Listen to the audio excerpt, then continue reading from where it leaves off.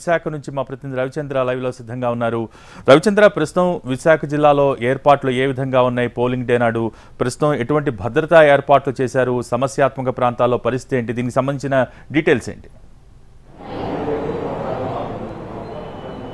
15 assembly 3 parliament నియోజకవర్గాలు కలిగిన ఉమ్మడి విశాఖ జిల్లాలో మరికొద్దిసేపట్లో పోలింగ్ ప్రక్రియ ప్రారంభం కాబోతోంది. ఇప్పటికే మాక్ పోలింగ్ను అధికారులు సమర్థవంతంగా నిర్వహించారు. ప్రస్తుతం మాక్ పోలింగ్ జరుగుతోంది. అధికారులతో పాటుగా పార్టీలకు సంబంధించిన ఏజెంట్ల సమక్షంలో మాక్ పోలింగ్ ప్రక్రియను పూర్తి చేసిన తర్వాత ఈ ఈవీఎంలన్నింటినీ కూడా సీజ్ చేస్తారు. ప్రస్తుతం ఆ ప్రక్రియను సిబ్బంది కొనసాగిస్తున్నారు. 7 గంటలకు ప్రారంభమైన పోలింగ్ సాయంత్రం 6 గంటల వరకు కూడా కొనసాగబోతోంది. అల్లూరి సీతారామరాజు జిల్లా సెన్సిటివ్ జోన్లో ఉంది కాబట్టి అక్కడ 4 గంటలకు పోలింగ్ను ముగించనున్నారు. మొత్తం ఉమ్మడి విశాఖ జిల్లాలో 40 లక్షల మందికి పైగా ఓటర్లు తమ ఓటు హక్కును వినియోగించుకుంటుండగా సెన్సిటివ్, హైపర్ సెన్సిటివ్ ఏరియాలను ముందుగానే గుర్తించి ఆయా ప్రాంతాల్లో అదనపు బలగాలను మోహరించారు. విశాఖ జిల్లాకు సంబంధించి ఏదైతే విశాఖపట్నం సిటీకి సంబంధించినంత వరకు 5,000 మందికి పైగా పోలీసు బలగాలు బందోబస్తు విధుల్లో ఉన్నాయి.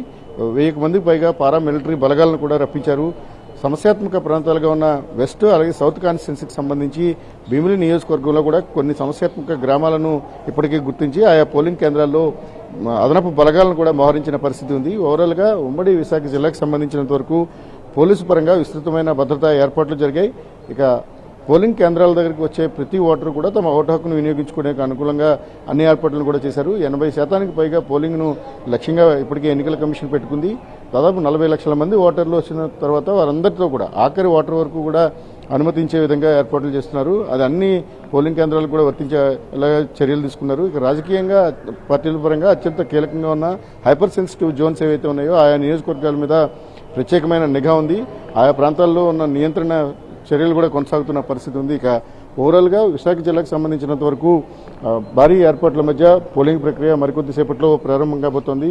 ఇక అభ్యర్థుల పరంగా కూడా చూసుకున్నప్పుడు ఎక్కడికక్కడ పోలింగ్ కేంద్రాల దగ్గర పూర్తి స్థాయిలో కట్టుదిట్టమైన ఏర్పాట్లను మనం కూడా చూడవచ్చు. ఇదంతా కూడా లిస్ట్ ఆఫ్ ది క్యాండిడేట్స్కి సంబంధించిన డేటా ఇది. ఈ పోలింగ్ కేంద్రాల్లో వచ్చే వాళ్ళకున్న ఇది ప్రస్తుతం నేను నార్త్ కాన్స్టిట్యున్సీకి సంబంధించిన లిస్ట్ చూపిస్తున్నాను. ఇందులో ఉండే వాళ్ళ అభ్యర్థుల జాబితాను కూడా ఇలా డిస్ప్లే చేస్తారు. ఓవరాల్గా ఎవరైతే ఓటింగ్కి వస్తున్నారో ఓటింగ్కి వచ్చిన ప్రతి ఓటరు కూడా చాలా అంటే కంఫర్టబుల్ జోన్లో వాళ్ళంతా ఓట్లు వేసేందుకు అనుకూలంగానే ఎన్నికల సంఘం పూర్తి స్థాయిలో ఏర్పాట్లను చేసింది. ఇక సిటీ పోలీస్ కమిషనరేట్ పరిధిలో 5,000 మందికి పైగా పోలీసులు భద్రతా విధుల్లో ఉండబోతున్నారు. ఇక అత్యంత సమస్యాత్మక ప్రాంతాలుగా ఉన్న ఏఓబీ ఆనుకుని ఉన్న అల్లూరి సీతారామరాజు జిల్లాకు సంబంధించి డ్రోన్ల నిఘా మధ్య ఎన్నికల ప్రక్రియ ప్రారంభమైంది. కొన్ని చోట్ల హెలికాప్టర్లను వినియోగిస్తున్నారు. నిఘా నియంత్రణతో పాటుగా పోలింగ్ కేంద్రాల నుంచి ఈవీఎంలను తరలించడానికి కూడా హెలికాప్టర్లను ఉపయోగించాల్సిన పరిస్థితి ఏర్పడింది కనుక అటువంటి చోట్ల ప్రత్యేకమైన చర్యలు తీసుకున్నారు.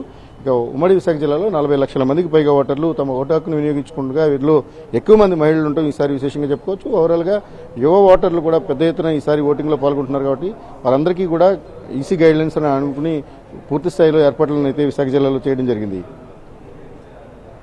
రైట్, ముఖ్యంగా రవిచంద్ర, విశాఖ అనగానే కొన్ని చాలా చోట్ల సమస్యాత్మక ప్రాంతాలు ఎక్కువగా కనిపిస్తూ ఉంటాయి. సో ఈ సమస్యాత్మక ప్రాంతాల్లో పోలింగ్ చాలా ఎర్లీగా క్లోజ్ అయ్యే అవకాశాలు ఉన్నాయి. సో ఏంటి అక్కడ ప్రత్యేకమైనటువంటి భద్రతా ఏర్పాట్లు ఏమైనా చేశారు? దానికి సంబంధించిన డీటెయిల్స్ ఏంటి?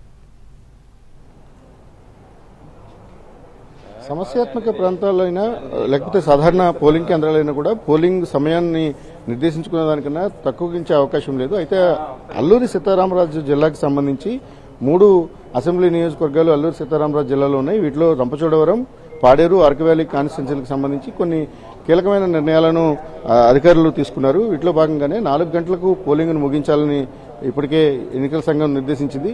4 గంటలకు పోలింగ్ ముగించడం అంటే అప్పటి వరకు ఉన్న ఓటర్లంతా కూడా తమ చివరి ఓటు హక్కును వినియోగించుకోవడానికి కనీసం ఇంకొక 2-3 గంటల సమయం పడుతుంది. అంటే 7 గంటలకైనా కనీసం పోలింగ్ కేంద్రాల దగ్గర నుంచి ఈవీఎంలను తరలించే ప్రక్రియ ప్రారంభించకపోతే సమస్యలు ఉత్పన్నమవుతాయి. మావోయిస్టు ప్రభావిత ప్రాంతం మావోయిస్టులు ఎన్నికలను బహిష్కరించమని ప్రతిసారి కూడా పిలుపునిస్తున్న తరుణంలో ఈసారి అవాంఛనీయ సంఘటనలు జరిగే అవకాశం కూడా స్పష్టంగా ఉంటుంది. ఇప్పటికే మావోయిస్టులకు సంబంధించి యాక్షన్ టీములు తిరుగుతున్నాయని ఒక సమాచారం పోలీసుల దగ్గర ఉంది. దీంతో పారామిలిటరీ బలగాలతో పాటు కూంబింగ్ పార్టీలు, స్పెషల్ పార్టీలు కూడా విస్తృతంగా గాలింపు చర్యలు కూడా చేస్తున్నాయి. విశాఖ ఏజెన్సీకి సంబంధించి ఆంధ్ర ఒరిస్సా సరిహద్దు ప్రాంతానికి సంబంధించి చాలా హైపర్ సెన్సిటివ్ జోన్స్ ఉంటాయి. అక్కడ మావోయిస్టు ఎఫెక్ట్తో పాటుగా స్థానికంగా ఉండే పరిస్థితులు కూడా అనుకూలంగా ఉండవు. హిల్లీ టెరైన్ ఉంటుంది కాబట్టి హిల్లీ టెరైన్లో ఉన్న పోలింగ్ బూతుల నుంచి ఈవీఎంలను పోలింగ్ సిబ్బందిని సురక్షితంగా ఆయా జిల్లా కేంద్రాలకు తరలించడం అనేది చాలా క్లిష్టమైన ప్రక్రియ. అందుకనే 4 గంటలకు పోలింగ్ను ముగించాలని, అది కూడా అరకు పాడేరు నియోజకవర్గాలకు సంబంధించి 4 గంటలకు పోలింగ్ను ముగించి వీలైనంత త్వరగా ఈవీఎం మిషన్లను సురక్షితంగా ప్రాంతాలకు తరలించాలని కూడా ఎన్నికల సంఘం నిర్దేశించింది. ఇందుకు అనుగుణంగానే పోలీసు అధికారులు చర్యలు తీసుకుంటున్నారు. ప్రత్యేకమైన భద్రత మధ్య పోలింగ్ కేంద్రాల దగ్గర కొనసాగుతుండగా డ్రోన్ కెమెరాల మధ్య నిఘా కొనసాగుతోంది. నిఘాను విస్తృతం చేయడంతో పాటుగా సురక్షితంగా ఈవీఎంలను ఆయా జిల్లా కేంద్రాలకు తరలించే ప్రక్రియను కూడా పోలీసులు ముందుగానే ట్రయల్ రన్ చేసుకున్నారు. ఈరోజు 4 గంటలకు ఆ 2 నియోజకవర్గాల్లో మాత్రం పోలింగ్ 4 గంటలు ముగిసిన తర్వాత ఈవీఎంలను తరలింపు ప్రక్రియను ప్రారంభిస్తారు.